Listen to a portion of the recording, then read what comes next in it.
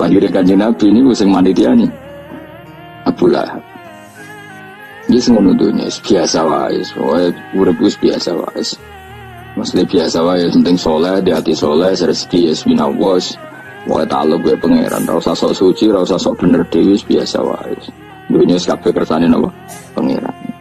Ya sudah seperti ini. Yang soleh kayak Salabah malah akhirnya suul khotimah. Padahal dulu disebut hamamatul masjid, tukang itikaf.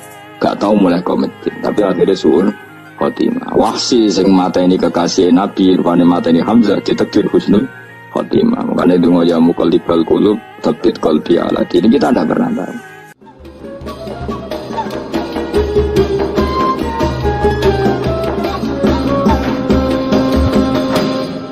Ayaqulu tegese dawuh sapa Allah lahum maring ahlul jannah salamun alaikum, rupane dawuh salamun alaikum. Iki cerita-cerita sing gampang-gampang ya. Nah sampean kepengen paham ilmu swarga kok ora rasane no. Kok angel menerangno. Pokoke ning swarga iku kepenak napa? Kepenak. Tapi sampean nak terangno swarga niku wis pokoke swarga. Ora usah bayangno mlebu swarga. Dimulai sakniki. Ya nak ya khisimun ngaten wae kan napa ketika terjadi kiamat niku tak khuduhum wa hum khisimun. Jadi manusia itu takdir itu seneng tukaran. Karena tadi ya, sengketa yang mari tukaran, pendapat baik yang masih nyari yang terbaik, sama-sama kebenaran nyari yang paling benar. Karena manusia itu dari awal kurang penggawean. Jadi barang apik cek diperdebatno dengan yang luwih napa? Apik.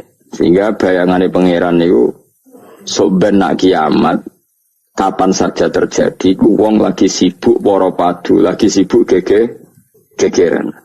Wis mesti. Karena tadi manusia niku mun watak dasare niku konflik. Ya tadi misalnya pengurus masjid bahkan mungkin organisasi-organisasi perdamaian itu pas rapat ya tukaran. Padahal organisasi ini perdamaian. Ya tapi pas rapat lalu solusinya apa? Solusinya begini sih, tok debat gini. Padahal organisasi perdamaian, tapi ya tetap tukaran. Asal cek manusia itu tukaran. Uniknya lagi manusia itu kalau ingin damai juga harus punya alat untuk tukaran. Nah orang ya tidak. Lalu kalau nanti ngaji kitab dalam salah satu kitab ada makalah gini. Idza aradta as-sulha fasta'idda lil harbi. Kalau kamu ingin damai, maka siapkan alat perang sebanyak mungkin. Karena logikanya gini ya, kalau misalnya ada bajingan atau penjahat, dia punya bom, punya pedang, terus kamu sebagai orang soleh tidak punya apa-apa, bisa nggak bergening perdamaian? Kan nggak bisa. Mereka terpaksa damai karena kamu punya senjata yang imbang. Jadi kalau musuh kamu punya nuklir, terus kamu nggak punya apa-apa, ayo damai wae. Kamu kan rugi damai. Wong tak bom kena kok damai barang gitu. Makanya kamu harus punya senjata yang imbang. Makanya dalam tafsir-tafsir itu diterangkan ketika Allah menyuruh kita wa'iddu lahum mastata'tum min quwwati wa min ribatil khaili turhibuna bi aduwwa. Kamu umat Islam harus menyediakan alat perang sebanyak mungkin. Itu bukan berarti Allah menyuruh umat Islam perang terus mboten. Dalam keadaan dunia yang banyak gesekan seperti ini, orang itu bisa damai justru kalau sama-sama punya senjata. Dan itu teori itu dipakai seluruh dunia. Sekamane cara sing didelok wong akeh sing ora jare. Misalnya Amerika kan terkenal dikjaya, Korea Utara ben dirgani Amerika kudu gawe senjata sebanyak-banyaknya. Ya sudah seperti itu sudah teori yang dikatakan Quran. Karena manusia punya watak dolim. Watak dolim itu nak ora diimbangi ya mesti yang satu diinjek. Makanya dalam fikih Islam itu lucu. Fikih rodok jorok tapi gelem ra gelem kayak kudu setuju. Nek cara fikih itu kayak di bojo ayu celek. Nek ra gelem mbok kumpuli ra wajib mbok nafakoi. Jadi kono iso ngancam gak buka dhuwit ra tak kei. Ajane rodok jorok fikih. Itu cara fikih memang gitu. Perempuan itu tidak wajib melayani suaminya jika tidak dikasih nafkah. Lucu deh fikih yang merovokasi sing lanang. Dan wong lanang ra wajib nafkahi nek ra dikai. Iku wis ora usah terangno iku opo. Jadi fikih itu karena ngikuti teori umum. Makanya Mbak Mun itu fikih kata beliau itu, aku mbak fikih ini kira cocok. Aku apa mau omah tapi dagangan perkara itu. Tapi memang secara prosedur fikih gitu. Mana wong kere-kere itu pancen wis ora entuk jatah kelon karena ra iso nafakoi gitu. Itu cara fikih. Memang seperti itu. Karena kere kok pola, no? Kere kok pola. Kalau nak kere kudu ganteng. Jadi orang untuk jatah sing wedok sing seneng lah itu untuk jatah. Tapi nak wis kere elek ya wis nelongso perkarane memang jadi karena seorang istri wajib melayani suaminya jika tidak kodak nafakoi. Bahkan menurut fikih Islam itu boleh rafa. Jadi oleh rafanya hakim. Pak Hakim suami saya kere itu boleh. Dan itu bisa diceraikan oleh siapa? Hakim. Jadi rafa. Karena tadi manusia itu yakhisimun di mental konflik. Dan mental konflik itu tidak dihilangkan Allah sama sekali kecuali nanti setelah di surga. Makanya Allah ngendikan apa? Wa naza'na ma fi sudurihim min ghillin. Jadi sifat dengki, sifat hasud itu dihilangkan nanti setelah di surga. Hanya di dunia itu antar wong soleh ya mesti hasud. Mana ada sing ora soleh, sing soleh wae kudu hasud. Ya senine ngono. Waktu Indonesia ini rebutan dari presiden iku rebutan masjid geger, bahkan rebutan ngeklaim nak solatnya paling sah, torekoe paling bener itu ya geger. Padahal yang ngerti otoritas itu yang pangeran, tapi manusia tetap menang kalah, geger. Besok sak PT nak sing dalan ya geger. Kalau sering pak besok balapan itu kadang kisah nopo, sak PT, sak PO itu. Karena nanti bayangannya pangeran itu, ya mesti terjadi pangeran sing ngendikan kiamat itu tak khuduhum warum ya khisimun. Jadi panoramen yasinan tora paham tak tolong bangunan arabam bangetan wa hum fi ghaflatin minha bitakhosumin wa tabayu'in wa aklin wasyubin. Mesti manusia itu di mental takhosum saling berebut. Makanya cita-citanya Sayyidina Ali dawe Sayyidina Ali ana awaluman yadsu baina yaday rahmanil khusumah dari Sayyidina Ali. Saya nanti pertama ketemu pangeran itu akan melaporkan musuh-musuh saya. Jadi cita-citanya dene gitu. Aku lah di rencana ngono. Aku lah di event seru, no. Jebule bareng lapor ku ala wah ya nyorot. Jadi nali beda wae anak gue wis lapor jebule. Salah. Karena apa? Ya itu tadi. Manusa itu pokoke ngono. Pertama manusa itu Nabi Adam. Iku ya wis geger mek malaikat. Dari pangeran Adamu khalifah, dari malaikat khalifah kok manusa mesti seneng geger. Tapi malaikat protes itu geger dhewe, pangeran sing duwe kawula kok ngangkat digegeri. Jadi pangeran ra trimo. Wong aku sing duwe makhluk gawe aturan kok mbok gegeri. Iku pangeran. Jadi manusa pertama iku seribet, pertama ribet mbek malaikat. Bareng Qabil mbek Habil ya ribet mbek dulur. Mulai dhisik perkara wedokan. Terus kunane kunong wedok mari ribet. Kalau wedok tambah ribet. Soalnya dunia itu sering petes dinikmati, no? Dinikmati. Makanya banyak orang top itu. Kalau punya kenalan banyak orang top. Itu ribet itu di manage. Jadi ada salah satu tokoh Indonesia itu terkenal sekali. Nak pidato ra kontroversi ra iso turu, tapi nak wis pidato wong bingung kabeh iso turu. Niku saya sangat kenal orangnya. Ngerti supire takoki, "Mau piye?" Tak pidato ini bingung cara. Nah dijawab bingung kecewa deh. Dia jawab bingung sedanten, wah seneng terus iso turu deh. Karena memang konflik itu manusia terus seperti itu. Jadi apa ya? Kebaikan pun makanya ada guyonan ini betul kisah nyata ini, tapi reputasi bernegaranya ini karena sensitif. Ada negara tertentu yang muadzin itu digaji 30 juta. Jadi orang-orang melarat dengan muadzin itu 30 juta. Naiknya BMW. Imamnya itu digaji 70 juta. Hitung saja kalau 70 juta satu bulan, satu sholat berapa? 70 dibagi 30. Kira-kira berapa satu hari ini? 2 juta, sekitar 2 juta 200 lah. Enggak kayak Indonesia, imamnya fakir-fakir, terus muadzinnya fakir-fakir. Dikira itu satu prestasi negara itu karena mengapresiasi, menghormati muadzin dan jebule sing kiai Indonesia aja penak. Madekman ke sholat terus. Mesti lah madekman ke sholat terus gak ono gajine. Akhirnya kecewa dong. Semenjak itu ora berani cerita prestasi negara itu pada Indonesia. Dia itu bangga negaranya itu menghormati imam sampai digaji, muadzin digaji. Terus dikirakan Indonesia dinya. Imam Indonesia kan fakir-fakir, kadang wis padasane elek imami dhewe, komat dhewe. Wis macam-macam lah. Nah. Tapi dekne gak ngerti nek Indonesia ku pinter tukaran, pinter debat. Oh, berarti ke sholat terus itu perkara ono gajine tuh. Makanya imam di sana sergap-sergap karena kalau nggak ngimami dipotong gaji. Semenjak itu negara itu nggak pernah cerita prestasinya negaranya mengelola imam. Nah itu dunia-dunia kemarin geger. Saya sering debat sama banyak kiai karena itu. Gue setuju di masjid imami digaji sama ndak.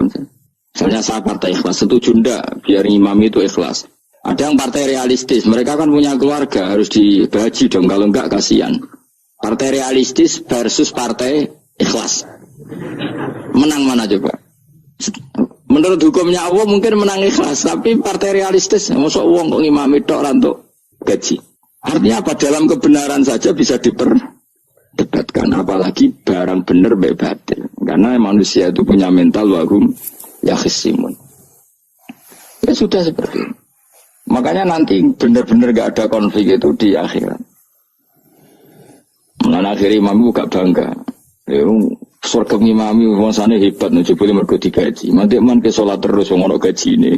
Artinya sholatnya orang Indonesia itu luar biasa. Imam-imam Indonesia tanpa gaji kok. Ya resikonya kadang mutung, itu kan gak masalah. Tapi ya gak masalah lah. Tapi tetap ikhlas dibangun apa? Gaji. Mana kalau lu bingung saya hafid mulai digaji, ustad digaji, kalau lu bingung ngerti takoi. Kok berkali-kali beberapa pemprov kan ingin mengapresiasi hafid dapat insentif terus ustad. Gua ngerti takoi. Jenengan termasuk setuju apa enggak? Muni setuju kok didik uang kedunyan. Muni ras setuju hafid betul duit kok ora oleh. Aku mending ngene, wong alim ora iso mikir dunya, mending ora iso. Itu yang tanya itu kadang ya gubernurnya tanya saya, bupatinya tanya saya, Gus di daerah mana-mana itu ustadz, guru madrasah itu dapat insentif. Cara jenengan Rembang setuju apa enggak? Aku jawabku ya ngelatih ustadz seneng duit ya rapi. Nentang ustadz untuk rezeki ya rapi. Ustadz fakir ya agak tenan. Nah gua kan wong keramat, gak mati masalah cara orang untuk gaji. Tapi kan tidak semua orang keramat. Kalau wong keramat untuk gaji tetap gagal. Tapi rata-rata ustaz kan tidak keramat. Gak keramat, bojone cerewet. Cek kumpul mertua. Nggak, kalau sampean misalnya jadi, nggak ini cerita wakisimun. Seman setuju nggak kalau ada hafid itu dapat insentif? Ayo ngaco. Setuju ora? Loh kok setuju hafid? Terus gue senang hafid itu di mental materialistik. Setuju tak? Nggak. Terus dia setuju hafid rada duit. Kemudian ya, jadi ngurusi aku. Jadi memang kebaikan saja bisa diperdebatkan. Makanya dulu kalau ulama, makanya ijtihad itu penting. Ulama dulu itu kalau gejolak-gejolakan itu dalam hal yang tidak mujma'alah ya, tentu dalam hal yang tidak apa mujma'alah. Itu gejolak-gejolakannya itu nggak pernah selesai. Karena memang sesuatu itu pasti mirip ke sana, mirip kemari. Makanya disebut ra'yuna shawabun yahtamilul khata' wa ra'yuka khata'un yahtamilus shawab. Pendapat saya itu taruhannya benar dulu tapi ya mungkin salah, tapi pendapat Anda salah tapi mungkin benar karena mirip-mirip. Misalnya zaman sahabat itu sudah jadi perdebatan gini. Setelah Mekah ditaklukkan Rasulullah dan setelah Rasulullah wafat dan Islam sangat-sangat kuasa, bukan sekedar kuasa lagi, sangat kuasa. Paling enggak menguasai Mekah Medina. Itu perdebatannya gini. Kita keluar Medina apa enggak? Sebagian sahabat, enggak, kita di Medina, ini ardu Rasulillah, ini muhajaru Rasulillah, tempat yang dipakai hijrah Nabi. Kita keluar dari Mekah enggak usah. Sholat di Mekah itu fadilahnya sebagaimana 1000 sholat. Wah, debat gitu. Yang separuh enggak. Nguyai segoro itu apik tau. Mekah Medina sekarang sudah jadi negara Islam, tapi banyak bumi lain yang belum ada Islam. Menyebarkan Islam itu penting, enggak penting. Efeknya meninggalkan Mekah Medina. Hanya separuh sahabat yang meninggalkan Mekah Medina. Mimpenihim itu orang-orang keren, Kak Sayyidina Ali. Sayyidina Ali akhirnya Sakan Al-Kufah. Dia hidup di mana? Kufah. Abu Darda hidup di Syam. Salman Al-Farisi hidup di Palestina. Karena dia milih pendapat kok nguyai segoro, sehingga sampai harus ditinggal. Akhirnya menyebarkan Islam kemana-mana, termasuk barokahnya mazhab itu ada yang ke Cina, terus terdampar di Selat Malaka, terus ada yang ke Aceh. Makanya banyak yang berpendapat Islam masuk Indonesia ya era apa sahabat. Tapi kalau ditanya, bagaimana hukumnya meninggalkan Mekah Medina? Ya buruk, negara sebaik itu kok ditinggalkan. Tapi bagaimana hukumnya membiarkan bumi lain tanpa dai? Ya buruk. Terus kejawabmu piye? Jadi dalam kebaikan saja ada perdebatan. Kayak gue lah misalnya, dia hukumnya dolan mbek konco traktir ya apik. Dia hukumnya nraktir konco nganggo jatah belajani bojo. Elek. Akhirnya jadi ngelanang-lanang jono dhewe kesono jatah bojo atau jatah konco. Karena dia mau cukup nak ora. Ya sudah semua manusia itu wahum yakhisimun. Makanya sampean kalau beda pendapat itu sing biasa wae. Coba wong saiki beda pendapat geger. Beda pendapat itu sudah fitrah. Enggak mungkin lah. Kita ada beda pendapat itu enggak mungkin. Di kampung-kampung kalau ada masjid speaker di mana-mana saya sering ditanya. Ada yang progus kandhani nak adzan juga banter-banter, mengerameni tonggo. Nak niat salat ra usah adzan nek teko. Bar. Sing sitok, yo ora kudu banter ben siar. Sing sitok mau sedemen dipisoi tok, mergo sing ora seneng malah mau misoi tok, sing wis seneng tanpa adzan pun yo. Tanpa adzan rame-rame maksudnya wis salat ke milandi. Dulu tuh perdebatannya gitu. Abu Bakar nak wiridan yang masjid itu wirih banget, selirih-lirihnya. Umar nak wiridan bianter, tapi ranggusan sistem zaman itu, tapi banter aja. Tapi sengamai ini lah intinya sengamai. Ketika Abu Bakar ditanya Rasulullah ya Abu Bakrin kenapa kamu melirihkan suara? Jadi saya itu malu sama Allah. Dia itu zat maha mendengar. Jadi saya merasakan suara itu malu. Kayak pangeran butuh suara keras. Umar ditanya, kenapa kamu terlalu keras? Umar jawabannya sederhana, betul-betul ngantuk. Makanya nggak ada satupun ulama yang mengatakan Umar itu afdhalu min Abi Bakar. Mungkin jawabannya yo kadang sederhana banget. Malahnya ijma' ahli sunnah itu Abu Bakar afdhalu min Umar. Kalau nak jawabannya beneran ngantuk. Padahal jawabannya Abu Bakar, kalau nu isin kalian pangeran yang maha pendengar kok banter-banter. Rasulullah dalam banyak hal ya gitu, ketika banyak masalah itu sahabat dongo banter-banter. Nabi duka, innakum latatuna as-somma. Kamu tidak berdoa sama zat sing budak. Maka kamu enggak usah banter-banter. Jadi andaikan ada istighosah pakai sound system banter-banter itu ya perlu dipertanyakan. Lah pangeran wis krungu gegere ngono lho Pak misalnya. Tapi misalnya mazhab itu kamu pakai. Terus ada pertanyaan, dangdutan saja banter. Kenapa kalimat thayyibah tidak boleh banter? Masalah mana? Ya asal isi dunia itu masalahnya. Kemilan dia. Ini cerita saja. Kalau manusia itu istighosah jaluk tolong sama pangeran kan? Pangeran sudah dengar tanpa sound system apa enggak? Kenapa banter-banter? Nah, tapi kalau tadi dibalik dangdutan saja banter-banter. Kenapa kalimat thayyibah tidak boleh banter-banter? Jadi manusia itu memang potensinya itu ya khisimun dalam kebaikan saja khisimun. Jibril kurang kondangi itu buantai malaikat-malaikat liane. Masyhur itu siapa yang enggak ngerti Nabi Ibrahim? Nabi Ibrahim itu nabi keren. Diobong ning geni ambek Namrud. Jibril datang. Saya utusan Tuhanmu, melihat kamu mau dibakar simpati. Nah terus piye jari Nabi Ibrahim? Yo nak kowe njuk tolong tak tolong ya. Ndak saya tidak minta tolong sama kamu. Wong kowe padha aku padha makhluk. Kena wani ngomong mbek Jibril. Nabi Ibrahim santai. Maksudnya aku rabe aku sing nulung, kue kondo aku tak kadakno pangeran. Jare malaikat Jibril, jare Nabi Ibrahim, lho nak soal pangeran rasa kondo gue wis pirsa. Artinya ngene lho, padha kekasih pangeran yo bantah-bantahan jenenge kowe. Nah ngono nang partai politik ora men geger. Lah nang partai politik geger biasa, wong Jibril geger mbek Nabi Ibrahim biasa wae. Lan iki sampeyan tak koyo mungkar nangkir kudu wani ben seru napa. ditakoki marabuka kula guru TPQ. Ngenyek wong guru TPQ sing ditakoki marabuka. Sing mulang niku kula.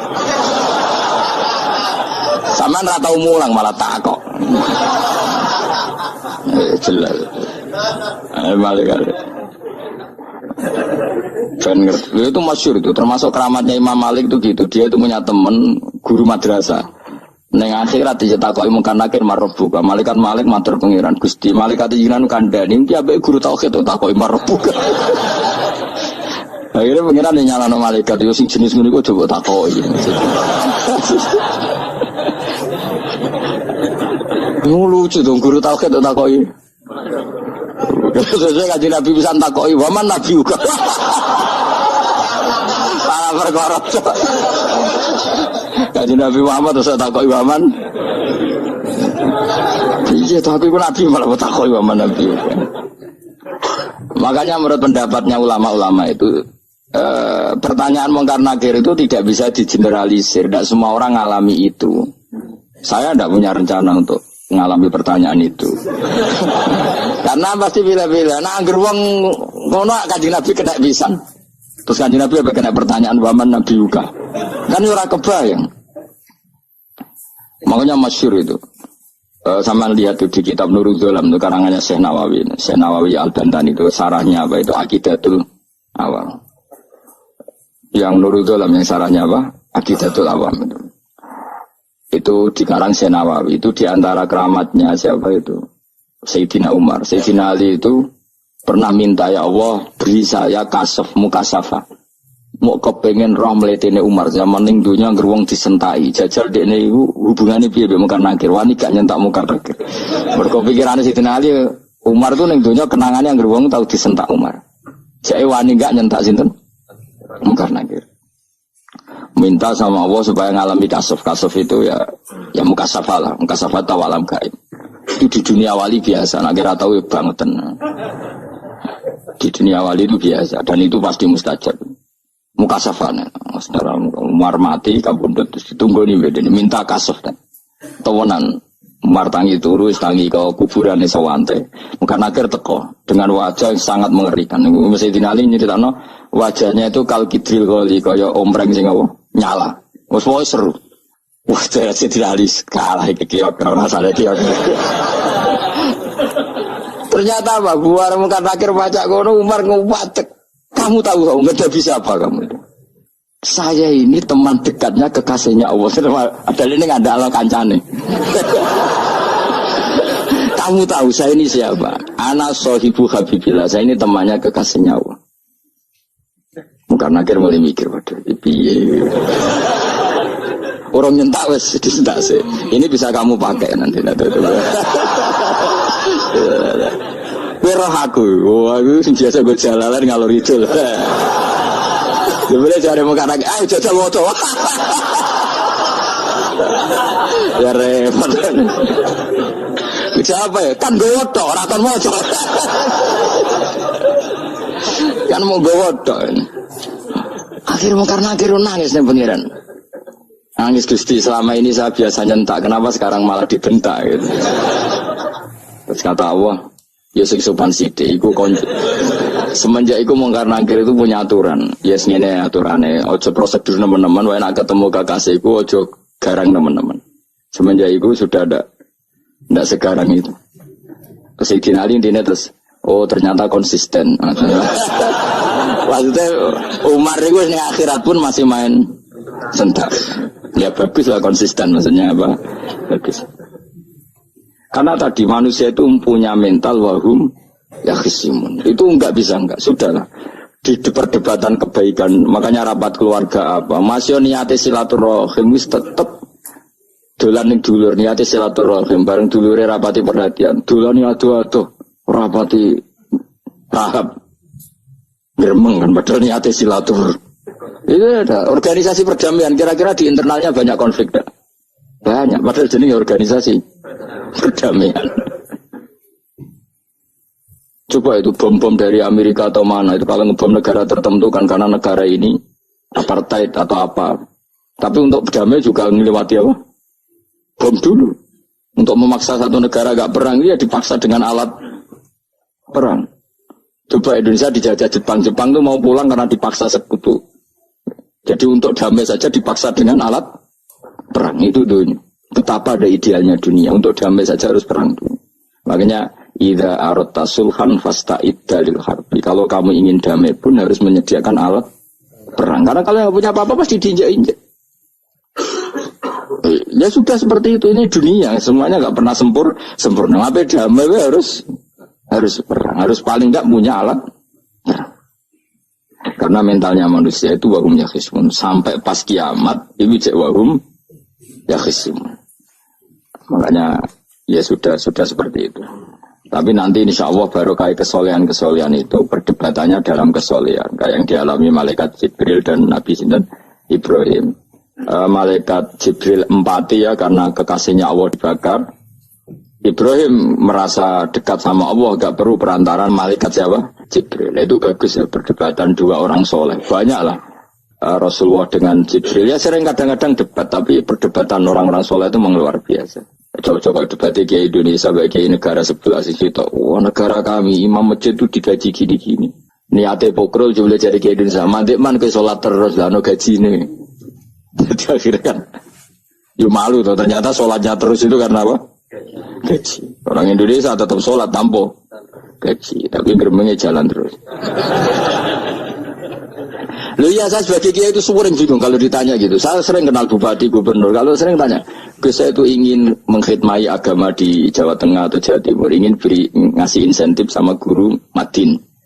Saya sebagai kiai kan bingung, mau disetuju didik uang material, mau nira setuju. Mosok ustaz tapi untuk rezeki kok ditentang. Nah gue jenis setuju apa menolak. Ya Mustafa sing khusyuk yang setuju. Terus bosan dan lebih melarat tuh. Ayo setuju orang. Nah aku mau ngalih ada takdir. Suara kena dipikir tuh ya, suara kena dipikir. Ya karena tadi saya sudah seperti itu. Mohon keluar terus nanti. Wamtazil yauma ayyuhal mujrimun. Ayaqulu lan dawu sapa wa ta'ala. Imtazil yauma. Niki oleh nafsir Imam Suyuti wamtazil yauma ayyuhal mujrimun terus wawune niku dilebokno lafaz yaqulu wa yaqulu. Tegese lan dawu sapa wa ta'ala dawu imtazil yauma. Imtazumi sawo sira kabeh al yauma ing dalem iki dina ayyuhal mujrimuna wong-wong sing dosa. Dan iki nunjukno nak zaman ning donya iku kancanan wong kafir sing ora harbi iki angsal. Mergo orang bener-bener terpisah dari wong kafir teng akhirat. Makanya ulama-ulama tidak mengharamkan misalnya ada mahasiswa Indonesia kuliah di Jerman atau enggak apa-apa. Yang penting jaga imannya. Karena wajib terpisah mbek wong kafir iku nak wis teng akhirat imtazul yauma ayyuhal mujrimun infaridu adil mukminin intakhtilatihim bihim. Saat di akhirat benar-benar orang mukmin harus terpisah dari orang kafir karena alamatnya berbeda. Tapi kalau di dunia kan ada hajatil muamalah, ada hajat muamalah. Ya, tadi asal tidak harbi, ada asal kafir yang tidak musuh kita. Karena ada hajat muamalah. Ya, ada hajat apa? Muamalah. Mau tidak mau. Misalnya kamu ya haji ya pakai pesawat. Bikinan Amerika. Orang Amerika bisa punya uang ya nak pesawatnya kepayon tinggu haji. Kalau enggak ya ada yang rental ya bangkrut. Ya tapi kau nak misalnya ranggu pesawat terus sampai melaku. Ya asal di dunia itu pasti ada saling interaksi sosial. Paham ya? Nah nanti benar-benar terpisah wamtazil yauma ayyuhal mujrimin itu nanti nanti. Dia nggak bisa dihindari. Wamtazulan misau sira kabeh al-yauma ing dalem iki dina ayyuhal mujrimuna ya eling-eling sing itu. Saya punya sekian cerita ya supaya sampean tidak jadi ekstremis. Allah mentakdir dunia itu sudah seperti ini. Sudah kamu tidak boleh protes. Kayak apa Nabi Musa itu Sofiyullah. Sing rumat Nabi Musa cilik sapa? Fir'aun. Ketika Rasulullah lahir itu panitiane ra kowe Abu Lahab. Wong roh kabeh. Pas Nabi lahir kowe Abu Lahab berjasa ndi? Berjasa Abu Lahab. Abu Lahab saking senenge ponakane lahir lanang ganteng itu candaleme dekne mestine iku penting bagi dia dihibahkan ke Sayyidah Ami. Nah iki jenenge Suwaibah napa? Al-Islamiyah. Cara Jawa wis kira usah ngewangi aku nduk ngewangi dulurku wae mergo duwe bayi. Kayak apa? Dia yang tasyakuran, yang ribet karena Iya, kekasih pangeran di rumah Abu Lahab, Musa di rumah Fir'aun. Ini dunia serai dia. Ya sudah seperti itu. Kamu mau apa? Lah pangeran yo ora risi tenang ae. Misalnya ben Abu Lahab protes, "Kulo nate ngrumat kekasih jenengan." Iya dunyaku sih monggo. Selesai kan? Dunyaku dipangan kekasihku, selesai kan? Misalnya Fir'aun protes, "Riyen sing ngrumat Musa kula lho Gusti." Nganggo dunyane sapa? Iki dunyane jenengan yo wis masalahe opo? Pangeran santai wae. Tapi nak gue ada bayang wong soleh kudu steril kau wong kafir lah terus gue gak tau maca sejarah. Nabi Musa itu di rumah Fir'aun. Lahirnya kanjeng Nabi ini gue sing manitiani Abu Lahab. Ini ngono dunya biasa wae, urip wis biasa wae. Maksudnya biasa wae, penting soleh, di hati soleh, rezeki yes winawos. Wae taluk gue pangeran, ora usah sok suci, ora usah sok bener dhewe biasa wae. Dunia kabeh kersane napa? Pangeran. Ya sudah seperti ini. Yang soleh kayak salabah malah akhirnya suul khotimah. Padahal dulu disebut hamamatul masjid, tukang itikaf. Gak tahu mulai ke masjid, tapi akhirnya suul khotimah. Wahsi sing mateni kekasih Nabi, rupane mateni Hamzah ditakdir husnul khotimah. Makanya itu ya muqallibal qulub tsabbit qalbi ala dini. Kita tidak pernah tahu. Nah kenapa kalau saya ngaji PD, mereka aku muji pangeran, saya tidak pernah mikir awakku, tak penting awakku, penting muji pangeran. Ngaji itu artinya kan muji pangeran, muji ilmu nih pangeran, ya sudah selesai. Itu anakku itu aku mikir awakmu dewi. Mulane donga mek ngaji ku derajate dhuwur ngaji, mergo ngaji muji pangeran, nak donga mikir awake dewi. Makanya masyhur itu ada dua kelompok di masjid, yang satu diskusi halal haram, yang satu berdoa. Nah, terus Nabi keluar dari rumah berdiri sempat ragu, saya kemana? Akhirnya Nabi ngendikan mereka itu berdoa kalau Allah mengabulkan ya disembadani. Tapi mereka belajar halal haram. Itu perintahnya Allah, saya sebagai Nabi. Terus akhirnya Nabi gabung kelompok yang belajar halal haram. Karena belajar halal haram artinya ingin menghidupkan hukumnya Allah Ta'ala. Tapi nak wong donga kepingine iku kabul kajate. Intine mikir awake dhewe. Makanya saya termasuk ulama yang sering berdoa. Tapi ya berdoa tapi kadang-kadang. Nah gue kan gak kontribusi ning agama rapati ora ndonga. Oh dasar murahan. Ya tapi piye mulang ya ora payu. Jadi kadang-kadang kula dibantah. Lah jenengan mulangi payu Gus. Lah kula ora payu, ndonga-ndonga ngono. Ya tapi aku ngerti pangeran ra bakal nyembadani barno ra Gus. Pangeran yo paling sedek sithik ngono cukup ngono. Kalau termasuk orang yang nggak setuju ya kalau orang sholawatan terus berlebihan tapi khidmah ini Nabi kurang. Maksudnya gini loh, sholawatan berlebihan ini. Redaksi sholawat tentang Nabi itu kecil. Bukan sholawat jumlahnya enggak. Redaksi tentang Nabi itu kecil. Sementara tentang keinginannya itu saya tidak suka. Saya suka sholawatan itu ya yang nyifati Nabi banyak. Kemudian keinginannya kecil.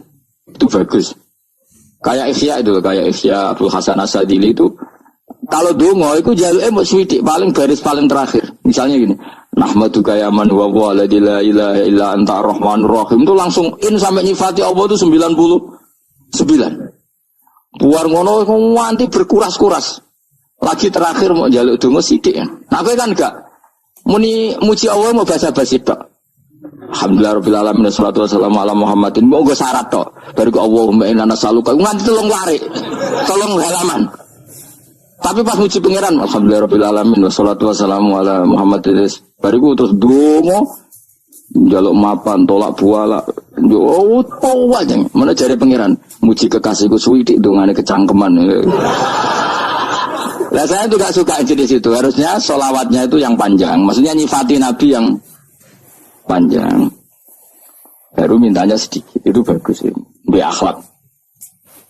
Makanya saya diantara sholawat yang senang itu sholawatnya Habib Ali Al-Habsyi yang ngarang Simtutur. Kalau beliau baca sholawat itu sholatan yattasilu biha ruhul musolli alaihi bi fayam basitu fi qalbi sirru nuri ta'alluqi bi wa hubbi wa yuktabu biha bi inayatillahi ta'ala fi hisbi. Jadi dia baca sholawat itu, ya Allah berikan sholawat kepada kekasihmu Muhammad.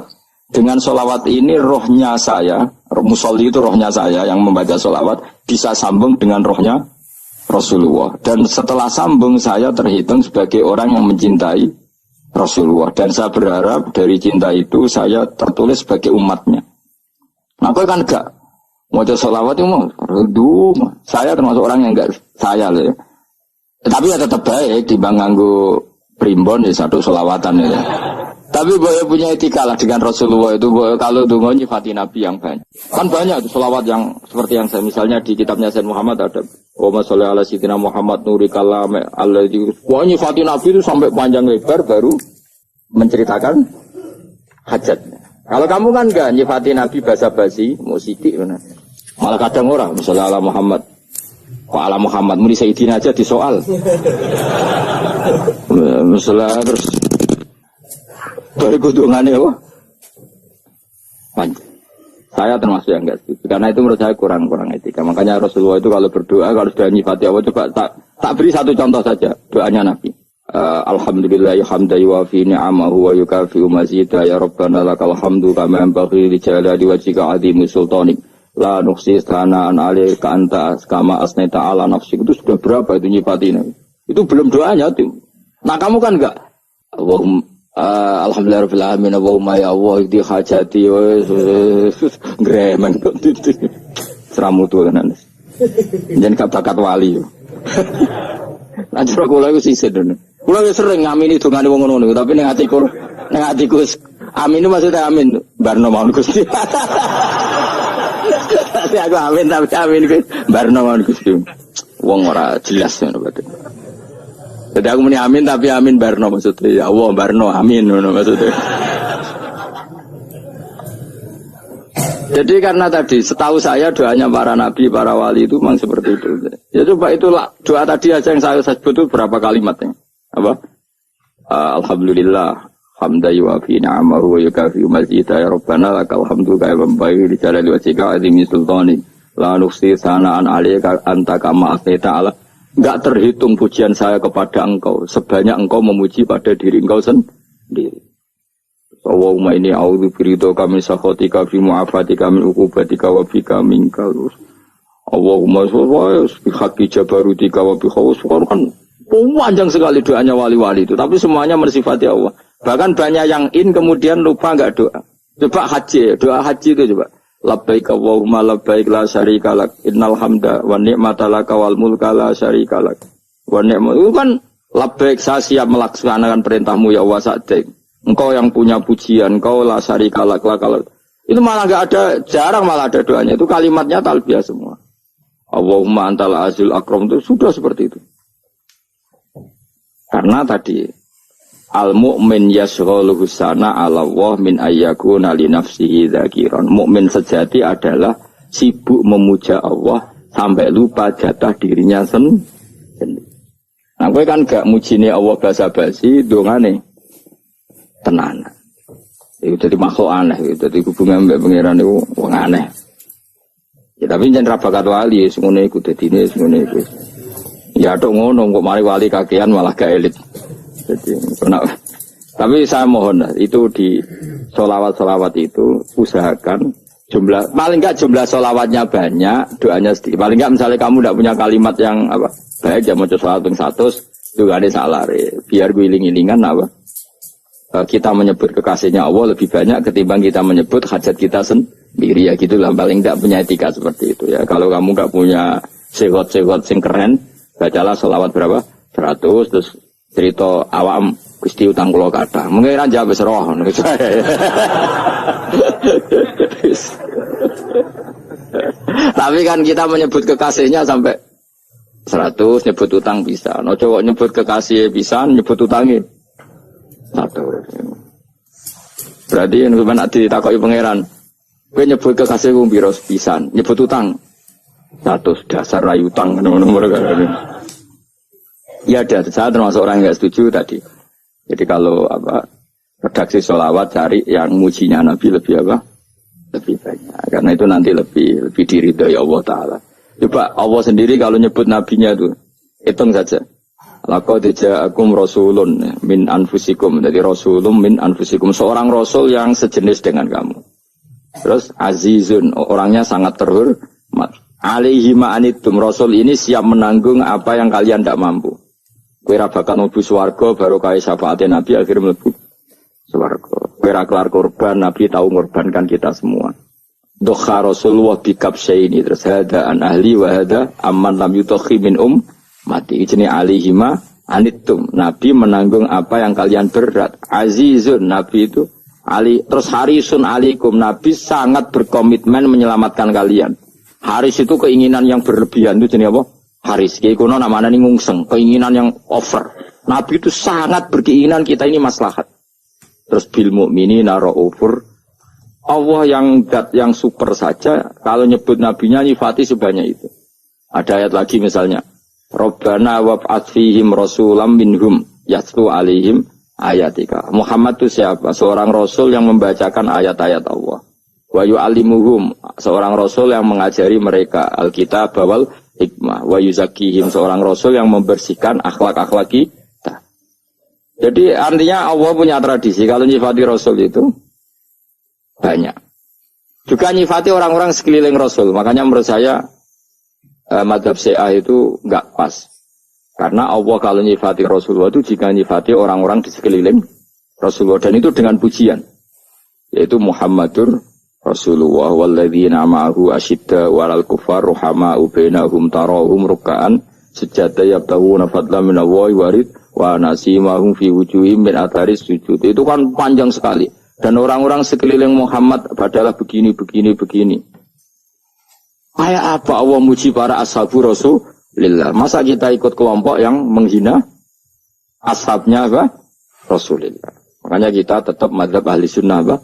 Wal jamaah, yaitu mencintai semua sahabat. Karena Allah saja yang Tuhan mensifatinya dengan sehormat itu. Mensifati apa? Ashabu Rasulullah. Disifati orang-orang yang saling kasih sayang sama orang mukmin.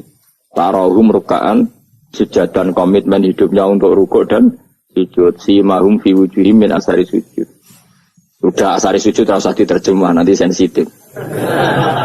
Cuma setahu saya asar sujud itu nanti setelah di akhirat orang sering sujud itu jabahnya itu ada nurnya.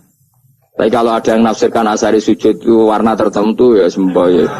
Itu sensitif. Yang jelas asari sujud itu ya sudah seperti itu. Seneng kamu kok hasut. Kowe nyen provokator, nak ono apa ya? Ada hal yang begitu terus mau berlebihan. Uteke ya khisimun. Nah, kula ora ada kepentingan pokoknya ayat si mahum fi wujuhim min athari sujud, bahwa dalam jabahnya itu ada asaris sujud. Itu masyhur kan, saya terangkan ya, tapi kowe aja sensitif loh, biasa wae. Suatu saat Rasulullah itu ngendikan begini, nanti saya kata Nabi akan nyafati kalian semua. Sahabat-sahabat tanya, ya Rasulullah dengan sekian miliar orang bagaimana kamu mengenali kita? Saya ulang lagi, suatu saat saya nanti akan nyafati kalian karena saya kenal kalian. Maksudnya di akhirat. Ya Nabi, di akhirat. Rasulullah tanya, ya Rasulullah bagaimana engkau mengenali kita sementara nanti di akhirat bermiliar-miliar orang gitu. Terus Nabi ngendikan gini, jika kamu punya unta dengan tanda tertentu, saya ulang lagi, jika kamu punya unta punya tanda tertentu, dalam jidatnya ada begini, dalam tangannya ada gini, dalam kakinya ada gini. Maka apa kamu bisa membedakan untamu dengan unta orang lain? Ya bisa ya Rasulullah, karena unta kita khas. Misalnya kaki depannya ada putihnya, kaki belakangnya ada putihnya, dalam badoknya ada putihnya.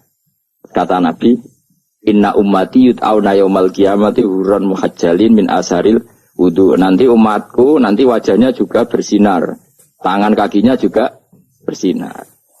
Jadi asar itu saya pastikan secara riwayat itu akhirat, maksudnya tentang akhirat. Tapi bahwa yang di dunia ada yang memulai asar itu nggih monggo mawon. Loh itu bagus kan, artinya ekspresi percepatan. Enggak apa-apa loh, daripada kalau kowe ora jelas ini. Maksudnya ya orang ngetok ya pancen jarang sujud tenan. Wis ora usah sensitif, tapi yang jelas ya nanti. Ya soben kiamat ruang samu. Nanti hisab itu nanti kalau hitung hanya sekitar 3 jam. Hisabnya sak dunia itu hanya sekitar. Karena malaikat itu tidak kesulitan sama sekali. Tak warai ya. Ini enggak akan salah saya dalam hal ini karena riwayatnya sahihah. Kenapa hisab itu hanya butuh rubu'un nahar, 1/4 dari siang enggak. Anggap saja siang itu 6 jam atau 12 jam itu aja terserah. Kalau 12 paruhnya kan 6 ya. Seperti 1/4-nya berarti 3. Itu gini, jadi nanti di mahsyar itu kan yaumatab jadu wujuh wa taswaddu wujuh. Yaudah yang kafir itu gelap, hilang. Wajahnya, tubuhnya semuanya gelap. Yang mukmin itu semuanya terang. Jadi sudah yang tabyadu wujuh atas suatu wujuh otomatis terus nyingkap. Terus pergerakannya itu delalah yang tabyadu wujuh itu ke kanan, yang taswadu wujuh ke kiri. Maka kamu jangan punya sinar yang kelap-kelip. Nanti kena bego yang karena nggak jelas tadi. Maka kamu harus sinarnya yang sejelas-jelasnya. Ghurran muhajjalin min asaril. Bila perlu nur kamu sampai menembus langit saat itu. Makanya ketika orang mukmin sudah nurnya ada di muka, ada di tangan, masih ngendikan Rabbana atmim lana nurona, karena takut masih kena bego tadi. Karena kalau hanya wudhu tok, sikil tok kan, bayangkan di miliaran orang kan bisa agak kelihatan. Tapi kalau nurnya sampai nembus langit kan, itu siapa kok nurnya sampai, kan malaikat langsung tahu. Lani apal Quran, alim kan insya Allah nurnya itu. Sama zaman itu masih berdoa, Rabbana atmim lana, sempurnakan nur kami. Karena nanti identifikasi malaikat berdasar tadi. Kalau ada nur berarti diletakkan ashabal yamin. Kalau nggak ada nur, ashabal shimal. Nah malaikat yang dibawa bigu itu kira-kira detail gak? Dugaan saya kalau kelap-kelip pasti kena simal. Wah ini partai kiri mesti kan. Komnas yang wudune mau dulet sirah tok sidik. Karena anak mazhab Syafi'i. Sebetulnya meskipun itu sebaiknya kalau basuh sirah itu kabeh ben ora kelap. Mana aneh pepes terus dulat-dulet tok. Iku soben ya itu. Kelap-kelip. Ya sudah ya. Setelah itu kata ngendikane pangeran yu'raful mujrimuna bisimahum fayukhadu bin nawasi wal aqdam. Orang-orang pendosa kelihatan maka diletakkan di kiri. Nah sama yang orang-orang baik simahum fi wujuhim min asari. Jadi ayat itu jelas tentang akhirat. Tapi kira usah terus provokasi. Karena kamu kok yakhisimun. Maksudnya provokator. Jadi nanti yang mukmin jelas nurnya. Lah nur ini nanti dengan kadar iman kamu, perilaku kamu. Ada yang kelap-kelip, ada yang... Nah yang kelap-kelip ini yang kena bigo itu tadi. Nanti setelah kena bigo ikut ashabis simal, yang kelap-kelip disortir lagi. Malaikat yang bagian detail kan ada nanti. Nah ini terus ditubir neraka. Yang kafir benar-benar neraka, yang ini ditubir neraka. Nah, itu nanti ini yang ngel-ngelok Kanjeng Nabi digoleki ya ini itu. Mana sakit Kanjeng Nabi, mana ono kiai soleh darani, nah iso soleh dhewe sakit Nabi mergo terus goleki endi umatku sing kelap-kelip gitu. Dicari disafaati. Ya, imma langsung dituruti Allah wa imma diubasikne neraka. Ya terserah rencanamu piye kon aku kowe. Tapi yang jelas apa? Kiamat itu cepat sekali karena tadi ada identifikasi tadi. Makanya hanya cukup 3 jam karena tadi yang jelek kelihatan jelek, yang baik kelihatan baik. Makanya cepat. Ya araful mujrimuna bisimahum, orang pendosa dikenali lewat alamatnya yaitu taswadu apa? Wujuh. Kalau orang baik dikenali lewat tabyadu wujuh. Nah terus setelah nyingkir, ini ngono tak warai kiamat. Setelah nyingkir itu faduri babenahum bisuril lahu bab. Setelah tersingkir tadi terus lalu ada pintu penghalang, pintu pemisah. Nah pintu pemisah tadi yang sisi kanan langsung jadi surga, yang sisi kiri jadi neraka. Itu disebut faduri babenahum bisuril lahu bab batinu fi rahmatu wa zahiruhu min kibalihil adab. Yang pintu arah kanan otomatis wilayah surga, yang pintu kiri otomatis wilayah neraka. Nah problemnya ketika penutupan pintu itu dah yang kelap-kelip itu katut kemana ini yang makanya kamu jangan malok partai yang apa kelap-kelip yang nggak jelas itu koalisi kemana ya? Kalau partai besar kan iso nyalon presiden, partai kecil ini kan ikut mana ini kan sing sak ngisore 1%, 2% ini kan repot. Loh coba misalnya nur kamu 2%, berarti gelap kamu kan 98%. Kira-kira malaikat mengkategorikan kemana coba? Ayo jawab. Gelap. Loh kode semangat. Padahal itu bagian dari kamu. Kalau satu tubuh itu sinarnya hanya 2%. Kira-kira kategorinya itu partai gelap, partai terang. Kode semangat kok itu. Berarti kegaruk kemana? Kiri. Tapi bisa saja malaikat cara berpikir gini. Tapi kok ada cahayanya ya? Padahal kata Allah yang bercahaya ashabul yamin. Kan nggak ada bilang cahaya terang. Bisa saja malaikat, alhamdulillah berpikir begitu. Ya nanti kita rayu saja supaya berpikir ini kan yang penting ada cahaya. Kan Allah tidak bilang terang apa kelap-kelip. Ya mungkin saja asal ada cahaya dikategorikan lahu nur, punya apa? Nur. Tapi yang jelas saat itu pun yang sudah punya cahaya masih berdoa Rabbana atsmim lana nurona. Ya Allah, saya mohon sekali nur-nur kami sempurna. Jadi ini saya bantu teman-teman yang hafid-hafid supaya tahu maknanya ya. Dan yang nggak hafid ya dengar ya. Kalau nur itu penting. Makanya Nabi itu kayak apa? Nabi itu orang super. Itu kalau ngendikan maj'al min fauqi nuran wa min tahti nuran wa an yamini nuran wa an simali nuran, sampai terakhir Nabi masih mendoa untuk dirinya waj'al li nuran, dan semua tubuh saya jadi nur. Dan Nabi sudah gitu. Ya Allah, jadikan sisi depanku nur, belakang kami nur, kanan nur, kiri nur. Terakhir itu apa? Waj'alni nuran, dan doa semoga semua tubuh saya jadi nur. Itu termasuk doa yang sering saya baca. Karena saya takut kelap-kelip tadi, ini bahaya ini kalau malaikat. Saya tidak tahu cara berpikir malaikat tadi. Apa ngitung 98% maka dikategorikan apa? Apa dihitung nurnya saja? Wong instruksinya Allah kan yang ada nur ashabul yamin. Meskipun kelap-kelip kan punya nur. Saya tidak tahu nanti ikut 2% ikut mana kalau di partai koalisi?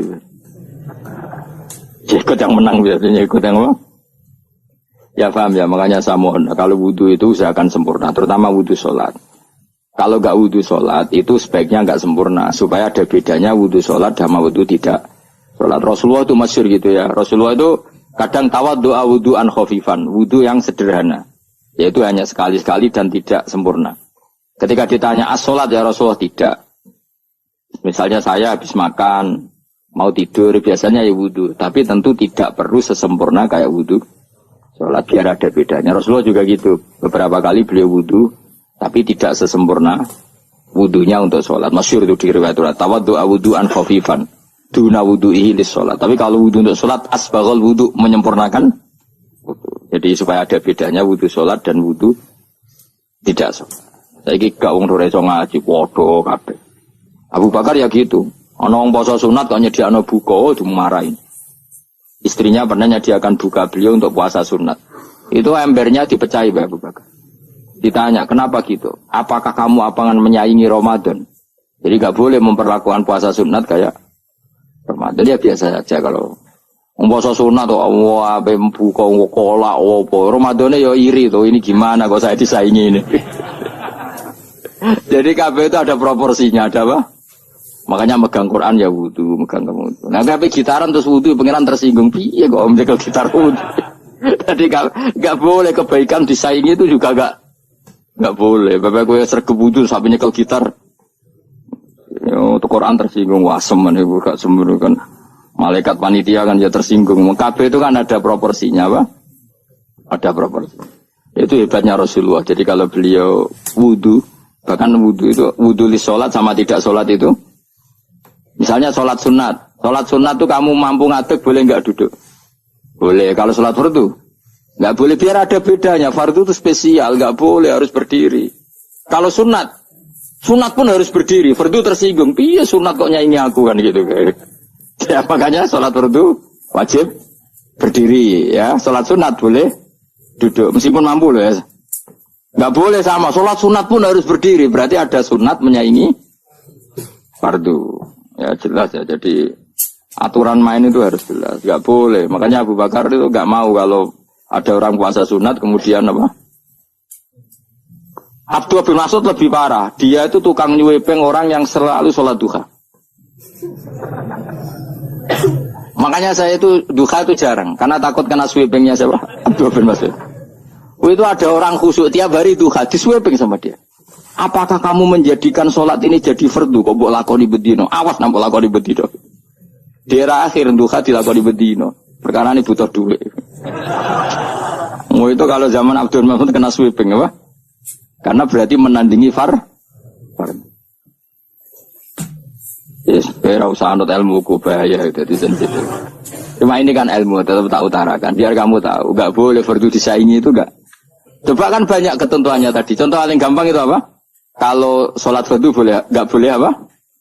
Duduk. Sholat sunat boleh duduk. Sholat sunat boleh di kendaraan sesuai jalannya kendaraan. Ainama tawajjahat bi rohilatu. Kalau sholat fardu, kalau kamu naik unta harus turun untuk memastikan di kiblat.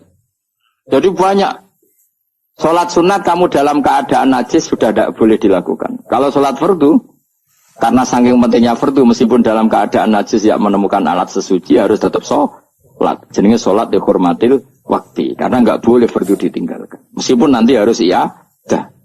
Karena nggak boleh mengalahkan fardu meskipun itu oleh najis.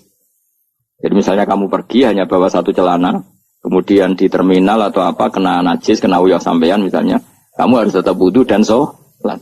Karena nggak boleh fardu ditinggalkan. Meskipun nanti harus karena sholat kamu tidak sempurna. Dalam keadaan celana kamu najis, boleh nggak sholat sunat? Oh nggak boleh.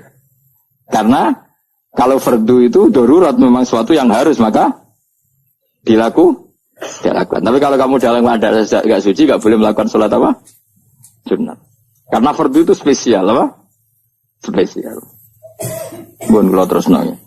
Wamtazil yauma ayyuhal mujrimun. Ya, jadi orang mujrimun harus terpisah dari orang apa? Mukmin. Dan yang keharusan itu ketika di surga. Tapi kalau di dunia ya boleh muamalah boleh. Ya muamalah yang halal maksudnya. Infaridu tegese misau sira kabeh anal mukminin asing pira-pira mukmin intaktilatihim. Nalikane campure kufar utawa al mujrimin bihi kelan al mukminin. Rujuk ibu wale boten napa. Maksudnya rujuk itu wale ge sami intaktilatihim mukminin bihi kelan kufar utawa kufar ning mukminin. Alam ahad ilaikum ya bani Adam. Alam ahad ana ta ora merentano ingsun ilaikum maring sira kabeh. Amurkum tegese ana ta ora merentano ingsun kum ing sira kabeh ya bani Adam ya bani Adam. Ala lisani rusuli ing atase lisane para utusan-utusan ingsun. Bukankah saya telah merintahkan kamu wahai Bani Adam Allah tak butuh setan. Yen ora menghamba sira kabeh asetan ing setan.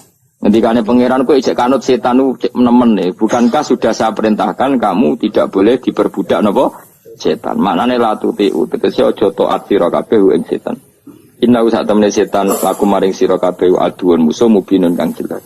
Bayinul adawati banget musuhane. Lah yo setan musuhmu kok malah mbok nut bocah kok sarap ngono. Karuan musuh kok di nut. Anut yo pangeran mergo Allah wali fid dunya wal akhirah. Wa ani buduni lan yen to nyembah sira kabeh ni ingsun. Wa anjene kelakuan budu nyembah sira kabeh ni ingsun wahidu tegese nglakoni tauhid sira kabeh. Tomeng esa kana sira kabeh ni ingsun. Wa ati ulan to atau sira kabeh ni ingsun. Harusnya kita hanya ibadah ning Allah Subhanahu wa ta'ala, karena dia yang menciptakan kita, tempat kita kembali. Setan itu tidak siapa-siapa, makhluk yang hina, yang lemah. Pokoknya malah taat. Taat ya ning gone zat sing super, sing gawe kita, sing memberi rezeki kita, dan zat yang kita kembali. Assalamualaikum warahmatullahi wabarakatuh.